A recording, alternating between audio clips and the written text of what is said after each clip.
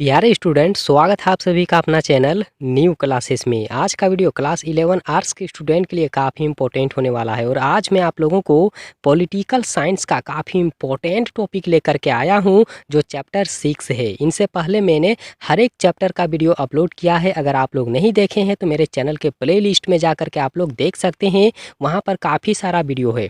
और आज मैं इस वीडियो में आप लोगों को जो अस्मरणीय प्रश्न होता है और जो इम्पोर्टेंट प्रश्न होता है वो सारे मैं आप लोगों को बताने वाला हूं। तो वीडियो काफ़ी इंपॉर्टेंट है आप सभी के लिए। वीडियो को अंत तक देखिए, हर एक चीज़ अच्छे से समझ में आएगा।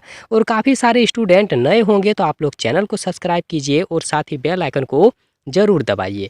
और यहाँ पर देख लीजिए, जो पहला यहाँ पर दिया हुआ है और ये तो काफ़ी इंपॉर्टेंट है, ठीक है।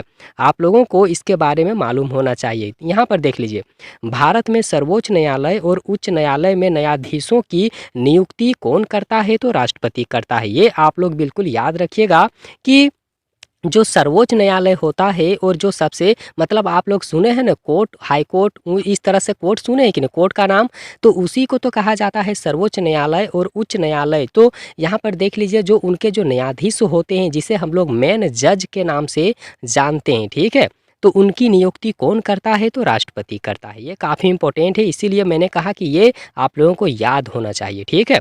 अब यहाँ पर दूसरा आप लोग देख लीजिए, जो यहाँ पर दूसरा पॉइंट है, ठीक है। आप लोग हर एक पॉइंट को अच्छे से लिखते चलिएगा, तब जाके बिल्कुल अच्छे से याद होगा। यहाँ पर देख लीजिए कि प्रत्यक्षीकरण लेख लैटिन भाषा का शब्द है, जिसका अर्थ होता है कि हमारे सम्मुख शरीर को प्रस्तुत करो, ठीक है। जिसका अर्थ क्या होता है कि हमारे सामने शरीर को प्रस्तुत करो, ठीक है, ये होता है। आगे यहाँ पर देख लीजिए, सर्वोच्च न्यायालय लोगों के मौलिक अधिकारों का संरक्षक है, ठीक है। काफ़ी इंपॉर्टेंट है, आप लोग लिखते चलिए। और देख लीजिए, जो अस्मरणीय प्रश्न होता है ना, जब तक आप लोग नहीं लिखेंगे तब तक फिर आप लोगों को अच्छे से समझ में नहीं आएगा, इसलिए आप लोग लिख लीजिए, काफ़ी बेहतर होगा, ठीक है। अगला पॉइंट यहाँ पर देख लीजिए कि भारतीय संविधान में सर्वोच्च न्यायालय को दीवानी तथा फौजदारी दोनों प्रकार के मामलों में निचले न्यायालयों के निर्णयों का पुनरीलोकन करने का पूर्ण अधिकार दिया जाता है, ठीक है। और आगे यहाँ पर देख लीजिए, नागरिकों के मौलिक अधिकारों की रक्षा के लिए सर्वोच्च न्यायालय बंदी, प्रत्यक्षीकरण या फिर परमादेश या फिर प्रतिषेध या फिर उत्प्रेक्षण तथा अधिकार परीक्षा का लेख जारी कर सकता है, ठीक है। काफ़ी पॉइंट है, आप लोग लिखते चलिएगा। देखिए, आप लोग जब तक लिखिएगा नहीं, जब तक रिपीट नहीं करिएगा, तब तक अस्मरणीय प्रश्न ऐसा होता ही है कि जब तक आप लोग लिखेंगे नहीं तब तक फिर समझ में नहीं आएगा, ठीक है।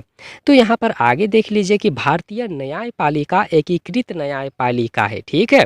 आगे यहाँ पर देख लीजिए कि न्यायपालिका की मुख्य भूमिका यह होती है कि कानून का शासन लागू हो और कानून की प्रभुत्व सत्ता स्वीकार किया जाए, ठीक है।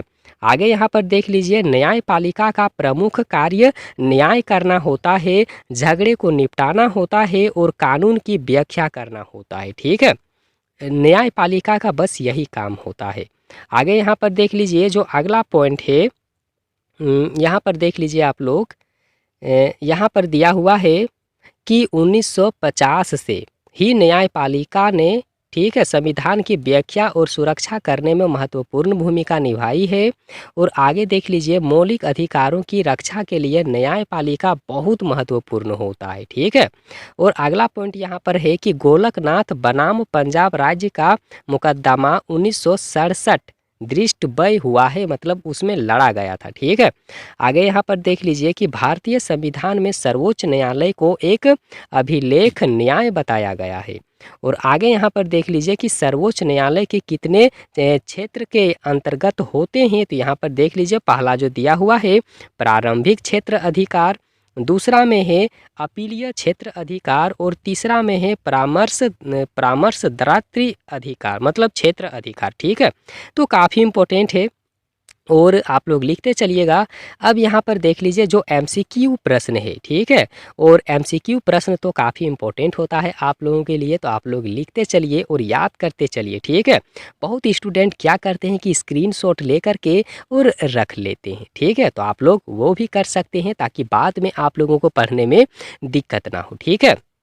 तो यहाँ पर आप लोग देख लीजिए, जो पहला प्रश्न है कि भारत में न्यायालयों का ढांचा क्या होता है, तो एकल ढांचा होता है। ठीक है, आगे यहाँ पर देखिए कि सर्वोच्च न्यायालय, ठीक है, सर्वोच्च न्यायालय का मुख्यालय कहाँ पर है, तो नई दिल्ली में है। ठीक है, आगे देख लीजिए, सर्वोच्च न्यायालय में मुख्य न्यायाधीशों के अतिरिक्त कितने न्यायाधीश वहाँ पर हैं, कितने न्यायाधीश होते हैं। ठीक है, तो याद रखना है जो 25 है ये बिल्कुल राइट आंसर है।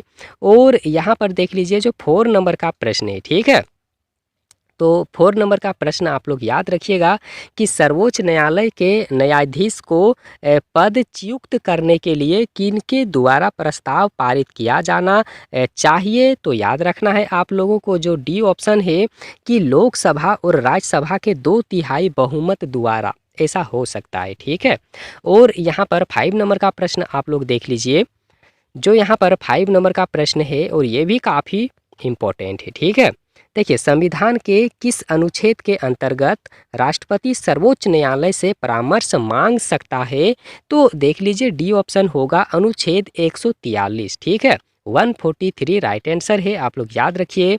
और 6 नंबर का प्रश्न आप लोग ध्यान दीजिए कि सर्वोच्च न्यायालय की स्वतंत्रता की रक्षा के लिए कौन सा प्रावधान सही बिल्कुल नहीं है, यहाँ पर जो 4 ऑप्शन है इसके अनुसार। ठीक है, तो यहाँ पर सी ऑप्शन आप लोग देख लीजिए कि न्यायाधीशों का वेतन अनिश्चित है, तो ये बिल्कुल इसके अनुसार मैच नहीं हो रहा है। ठीक है, तो ये है इसका आंसर। अब यहाँ पर देख लीजिए जो इस वीडियो का बिल्कुल अंतिम प्रश्न है। ठीक है, कि प्रस्तावना में किस न्याय का वर्णन नहीं किया गया है, तो धार्मिक न्याय का वर्णन नहीं किया गया है। ठीक है, बाकी सबका यहाँ पर वर्णन हुआ है, आर्थिक न्याय का, सामाजिक न्याय का और राजनीतिक न्याय का। ठीक है, तो आप लोग पॉइंट याद रखिए और हर एक क्वेश्चन को आप लोग याद करके रख लीजिए, क्योंकि सर जो होता है ना चैप्टर वाइज पढ़ना काफ़ी इंपॉर्टेंट है। काफ़ी सारे स्टूडेंट का कमेंट भी था कि सर आप चैप्टर वाइज वीडियो अपलोड करिए, तो इसीलिए मैं कुछ दिनों से बिल्कुल चैप्टर वाइज वीडियो अपलोड कर रहा हूँ। ठीक है, और उसके बाद में जब आप लोगों का न्यू मॉडल पेपर आएगा तो मैं आप लोगों को बिल्कुल हर एक मॉडल पेपर का सोल्यूशन दूंगा। ठीक है, तो वीडियो कैसा लगा आप लोगों को, वीडियो को लाइक करिए, अपने दोस्तों के पास में ज़रूर शेयर करिए, और वीडियो देखने के लिए बहुत बहुत धन्यवाद।